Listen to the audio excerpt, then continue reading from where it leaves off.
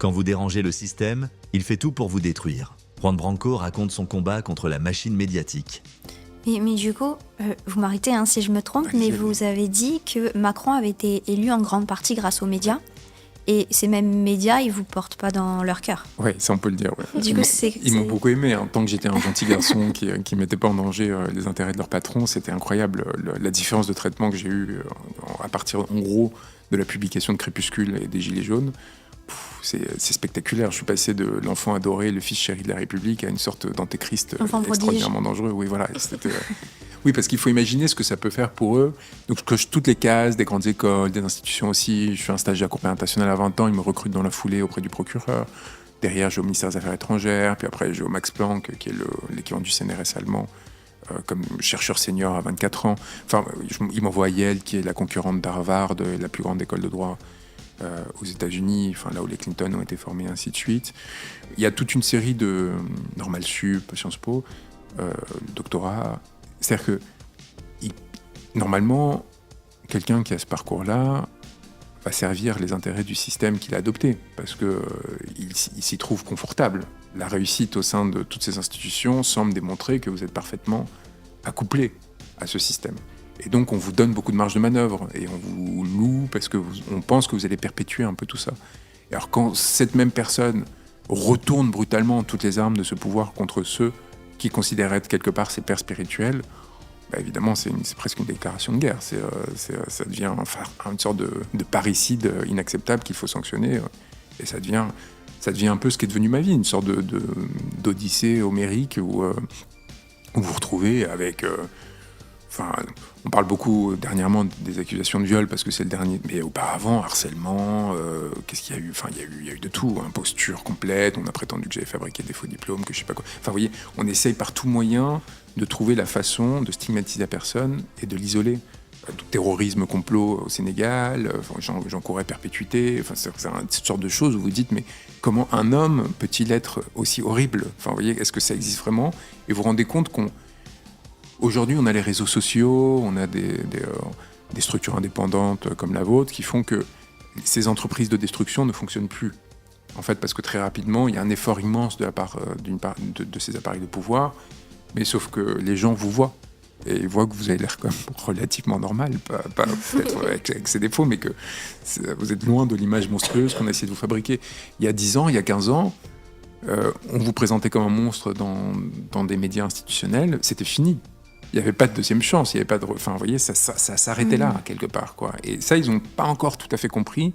Ils n'ont pas encore réussi à trouver la façon de retourner la situation. Et c'est là où on a peut-être un petit chemin à travers, notamment, ces à côté. Quand sur YouTube, vous faites régulièrement 1 million de vues, ça dépend, ça peut aller de 100 000 à 1 million, mais... Donc, ça démontre qu'il y a une attente de la part d'une part de la société, parce que les algorithmes en France sont assez peu manipulés. Parce que les maîtres du monde aujourd'hui, c'est quoi ? C'est les Zuckerberg, c'est les patrons de YouTube, de Google, c'est les Elon Musk, patron de Trump, patron de Trump, c'est un beau lapsus, patron de X, ex-Twitter et ainsi de suite. Et c'est des gens pour qui le destin de la France, ça compte un peu, mais c'est secondaire. Vous voyez, c'est pas dans le top de leur priorité. Donc c'est pas des gens qui vont être très attentifs à s'assurer que ce soit tel ou tel candidat qui soit favorisé ou telle figure. Ils laissent pas mal de liberté.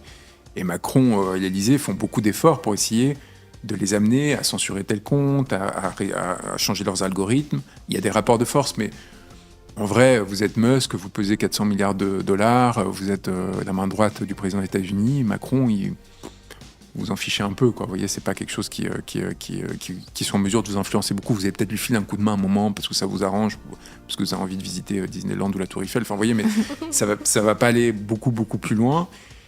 À ce stade, et tant que vous n'êtes pas trop confrontationnel avec l'appareil d'État états-unien, qui lui, sinon, va faire remonter des signaux, type la CIA et compagnie, ils vont commencer à faire savoir à la Maison-Blanche, là, celui-là, il faudrait mieux l'éteindre parce qu'il va être, disons, je sais pas, pro-russe, pro-chinois, et il va présenter un danger secondaire, mais un danger quand même par rapport à nos intérêts immédiats.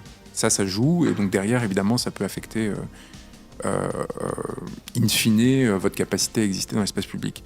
La directrice, en tout cas une des employées de la direction des affaires publiques de Snapchat, en avait parlé, je ne sais pas si vous avez vu cette vidéo qui était très intéressante, Elle avait été auditionnée, je ne sais plus si par le Sénat ou l'Assemblée nationale, après les émeutes, à la suite de la mort de Naël.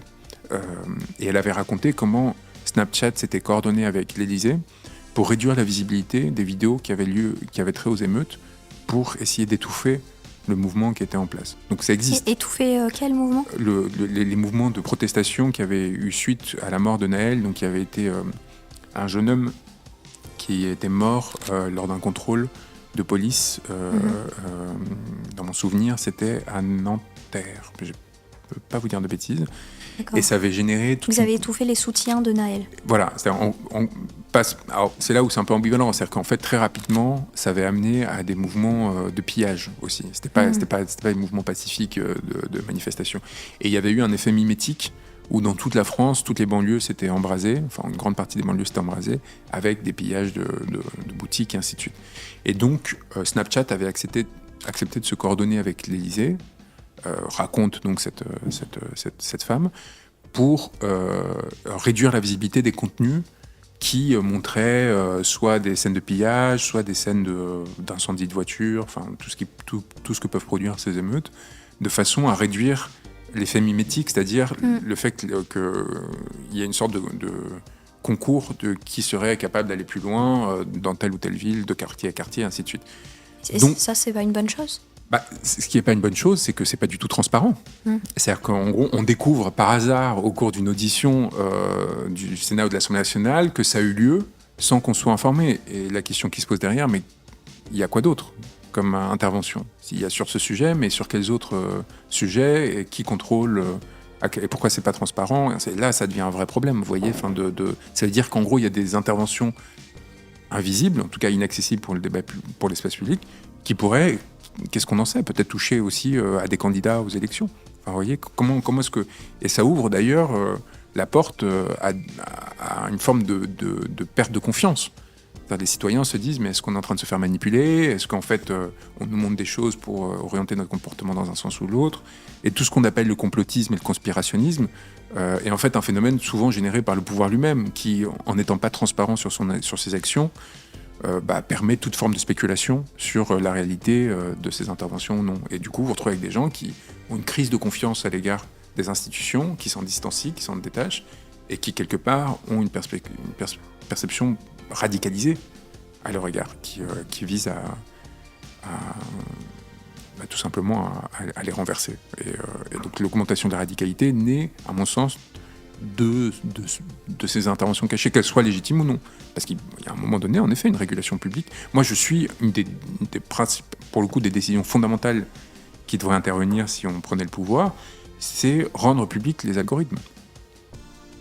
Ce qu'on appelle l'open source, c'est-à-dire s'assurer que on ne peut pas avoir un débat public qui intervienne dans des conditions qui sont déterminées par des gens qui habitent en Californie. Dans ce cas-là, on n'est pas véritablement souverain. Vous voyez, c'est-à-dire qu'en gros, à n'importe quel moment, un Gus à Palo Alto, en ce qui concerne Facebook ou Instagram, décide que ça va être plus vu ou ça va être moins vu.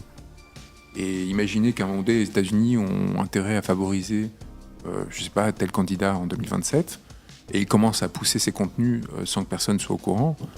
Nous, en tant que peuple français, c'est quand même une difficulté. C'est-à-dire que derrière, on va être dirigé par des gens qui n'auront pas nécessairement eu vocation à nous diriger. Donc ça fait partie évidemment des conditions fondamentales pour refaire société en fait, pour qu'on se dise, ok, là, on est des citoyens qui ont un véritable contrôle sur leur destin, qui peuvent se faire confiance mutuellement, qui vont trouver un chemin pour vivre ensemble. Merci d'avoir regardé cet extrait. Si ce regard sur les médias et le pouvoir vous parle, abonnez-vous à l'Écho de Branco pour d'autres analyses sans filtre et partagez en commentaire votre avis sur le sujet. À très vite pour un nouvel extrait percutant.